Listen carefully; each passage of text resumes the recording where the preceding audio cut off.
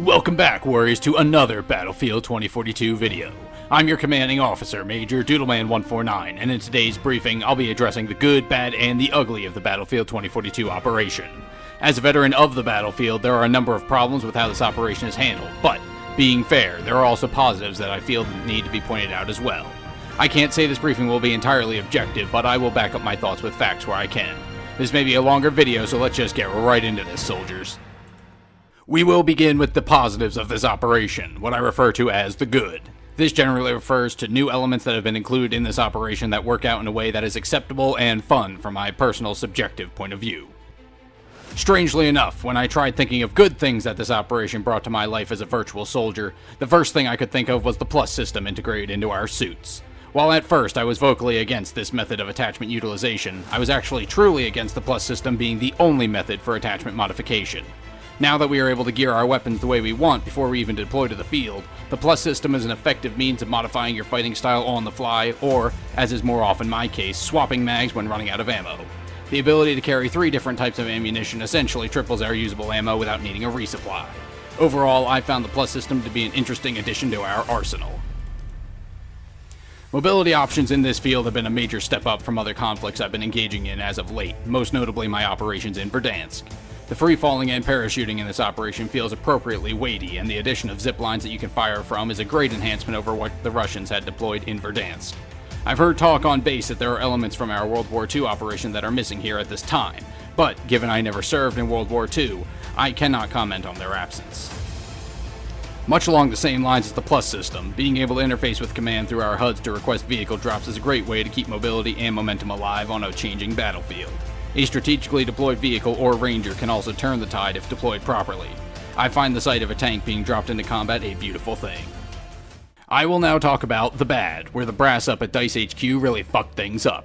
These are new additions or in some instances subtractions from previous operations that make our entire deployment less enjoyable or effective. Substituting the hard-working men and women that we used to pull from the general population with these one-note specialists was probably the worst move DICE could have made. There are a number of issues with this new style of recruitment. The cloning issue could certainly save individual lives in the field, but there is still a small amount of hesitation as the average human brain takes a moment to differentiate between two of the same person, one being hostile and the other friendly. This is often enough time to be fatal. These specialists lack a strong back given that they cannot carry the same amount of equipment as the soldiers I enlisted with did. You won't see an engineer capable of deploying mines and wielding a rocket launcher, nor will you see a support gunner bringing ammo with them along with explosives. These specialists are sad imitations that only represent half of what previous generations of soldiers could do. While I was worried about specialist abilities being too strong, I must say these abilities don't even come into play half the time. As I just stated in regards to specialists, HQ isn't supplying us with enough gadgets nor the means to utilize what we need. 8 years ago, I could choose between the Law, Javelin, Straw, Small, Stinger, Igla, and RPG, as well as map pickup rockets. Now we simply have one recoilless rifle and a single anti-air launcher.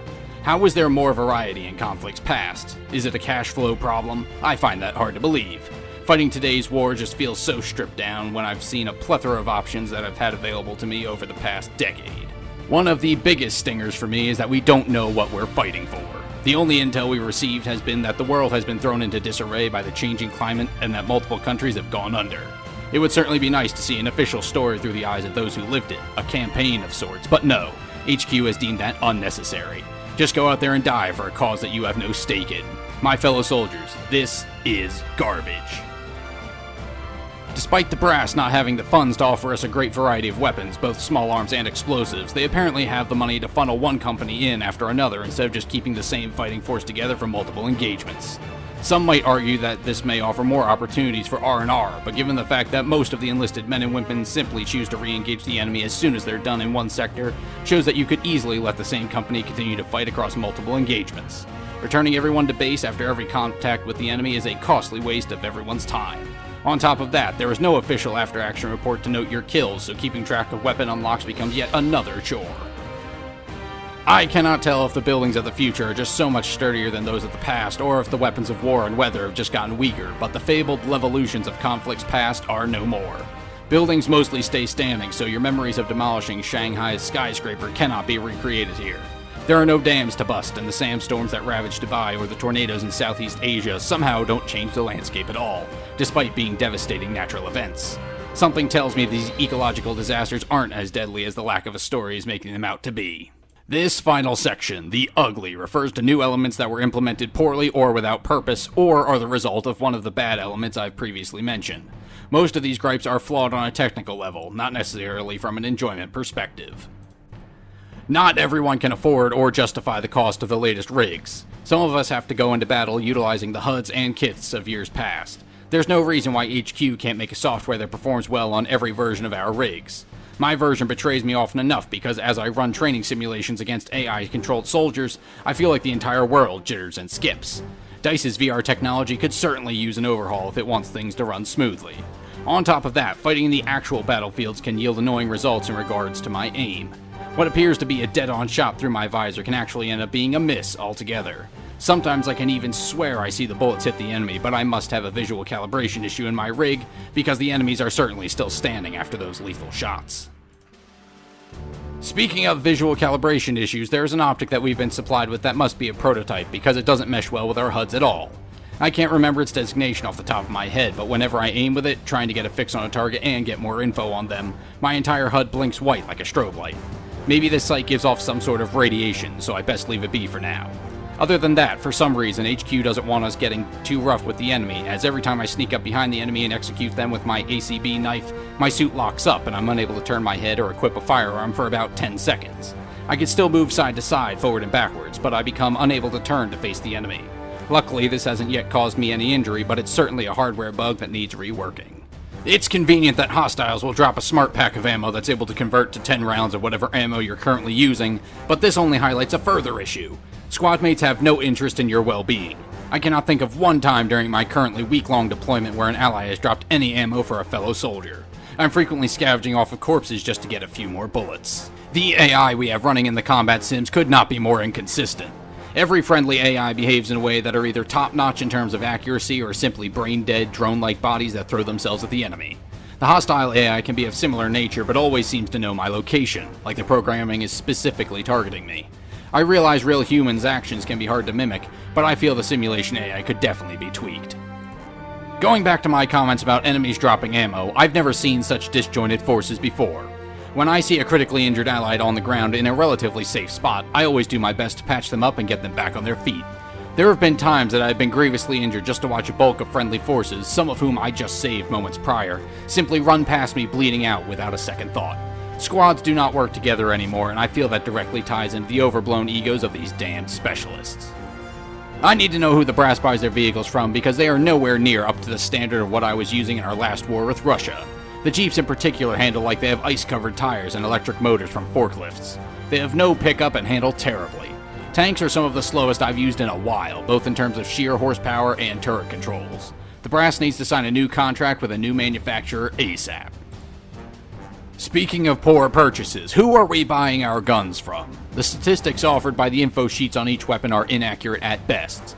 We are offered information on rate of fire, ammo capacity, accuracy, handling, and firepower. Rate of fire seems to be largely fine. Ammo capacity has been wrong on basically every occasion. When my high-powered PBX 40F5 magazines say that they hold 25 rounds but it runs dry after just 20, there is a problem there. Accuracy is largely due to the user, so I don't see how that's quantifiable.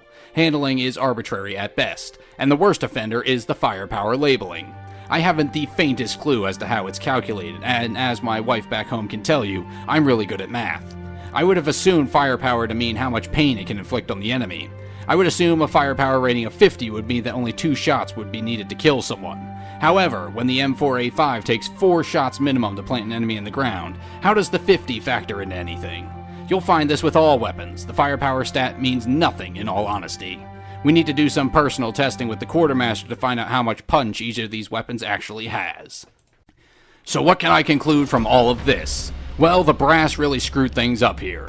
Overall, this operation is an ugly mess. There isn't too much here that is outright wrong, but there is a huge number of technical and balancing issues that HQ needs to address in short order. I was disappointed to find that there were only 3 positive things that this operation introduced me to, while there were 5 things I hated and 7 issues that need some serious work. I wish I could say this operation is all testosterone and camaraderie, but it isn't. It feels more like I'm back in Verdansk with how little my squad mates care for one another or myself. I'm going to continue to bring the skills and teamwork I've utilized in operations past But as any veteran of the battlefield can tell you, one soldier can only do so much. I hope your legs didn't fall asleep waiting for this briefing to conclude, soldiers. I've given you all I can think of regarding how HQ is handling things, and I'd like to hear from you all in regards to how this operation is playing out for you. Permission to speak freely is granted. So with that, if your CO did an adequate job today with this briefing, be sure to leave him a like and subscription to show command that he is worthy of more viewership from potential recruits. And with that, I've been your CO, Major Doodleman 149, and until our next briefing, you are all dismissed!